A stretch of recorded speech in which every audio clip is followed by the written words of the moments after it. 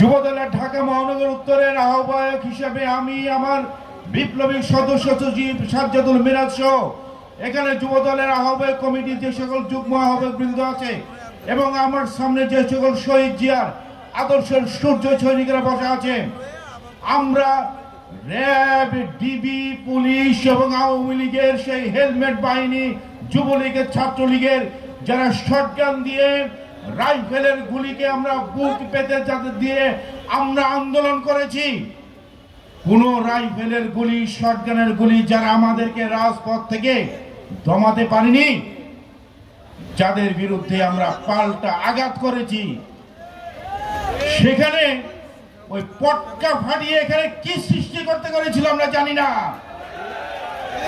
Open challenge জানাচ্ছি আজকের এই সমাবেশ থেকে, দাঁড়িয়ে আছি, আসুন। প্রয়োজন মতো এখানে পুলিশ ভাইয়েরা যে পিছনে দাঁড়িয়ে আছে তাদেরকে অনুরোধ করব, আপনারা প্রয়োজন মধ্যে আপনারা আধা ঘন্টার জন্য কোথাও গিয়ে দাঁড়ান। আমরা ওই দুষ্কৃতকারীদেরকে আমরা এখানে দাঁড়িয়ে মোকাবেলা করতে চাই, দেখে নিতে চাই তোমরা কারা, তোমরা কারা আমরা দেখে নিতে চাই।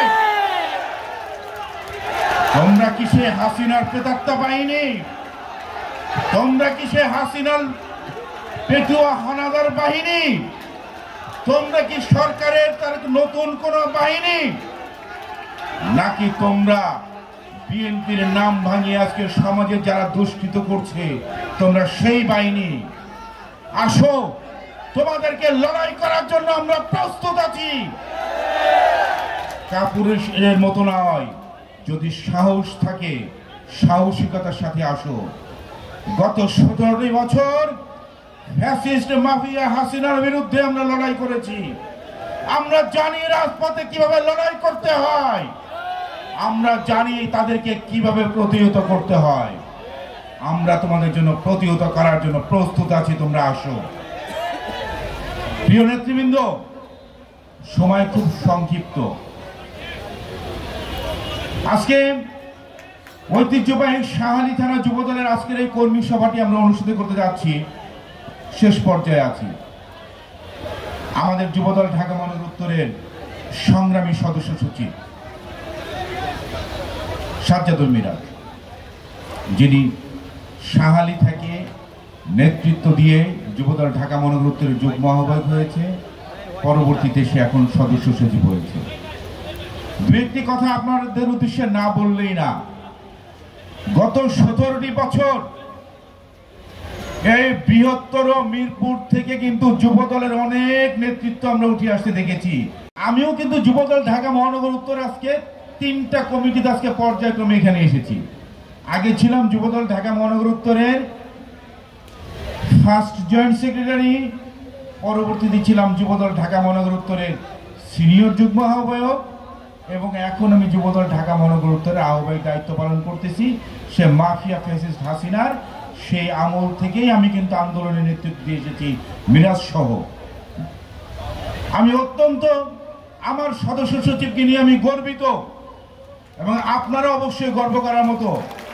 গত 17টি বছর বৃহত্তর মিরপুর থেকে যারা যুবদলের নেতৃত্ব এসেছে, আমরা কিন্তু মিরাজ ব্যতীত, মিরাজ ছাড়া কোন যুবদলের নেতাকে কিন্তু মিরপুরের রাজপথে ফ্যাসিস্ট হাসিনার আমলে কিন্তু আন্দোলন করতে আমরা দেখিনি।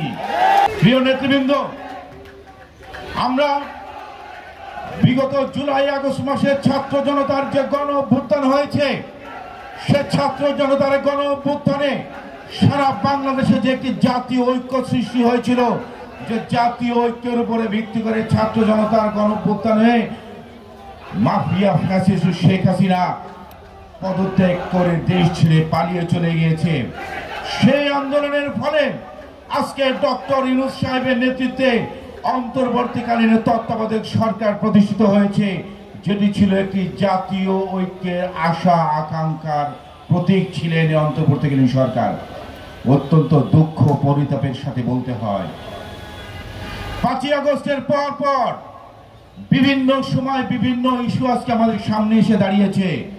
বাংলাদেশের মানুষ 5ই আগস্টের পরে সর্বপ্রথম যে জিনিস দেখতে হয়েছিল, ডক্টর ইউনূস সাহেবের নেতৃত্বে অন্তর্বর্তীকালীন সরকার এখন পর্যন্ত কিন্তু দ্রব্যমূল্যের দাম মানুষের হাতের নাগালের মধ্যে কিন্তু আনতে পারেনি।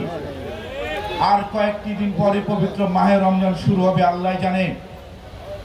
মানুষকে এখনো সেই মাফিয়া ফ্যাসিস্ট হাসিনার আমলে যেই নাবিশ্বাস নিয়ে মানুষের রমজান রাখতে হয়েছে, এখনো কি সে পরিণত হবে কিনা আমরা অত্যন্ত শঙ্কার মধ্যে আছি। মানুষের ডক্টর ইউনূস সাহেবের নেতৃত্বে অন্তর্বর্তীকালীন সরকারের কাছে সারা বাংলাদেশের মানুষের সবচেয়ে বড় আশা আকাঙ্ক্ষার জায়গা ছিল। গত 17টি বছর বাংলাদেশের মানুষ যে দাবিতে আন্দোলন করে আসছে, একটি অবাধ সুষ্ঠু জাতীয় নির্বাচন। এই নির্বাচনের দাবি শুধু বিএনপির একা নয়, একটি অবাধ সুষ্ঠু জাতীয় নির্বাচনের দাবি বাংলাদেশের 18 কোটি মানুষের, যে দাবির জন্য বিএনপি আন্দোলন করে এসেছে 17 বছর, এবং সে দাবির আদায় প্রতিষ্ঠা না হওয়া পর্যন্ত আমরা আমাদের সে লড়াই আমরা চালিয়ে যাব, সেই ঘোষণা দিয়ে রাখছি। সর্বশেষ যুবদলের নেতাকর্মীদের প্রতি আহ্বান জানাচ্ছি, জনগণের পাশে থাকুন, জনকল্যাণমূলক কাজ করুন, জনসম্পৃক্ত থাকুন, মানুষের ভালোবাসা অর্জন করুন। কারণ জনগণই হচ্ছে বিএনপির সকল ক্ষমতার উৎস।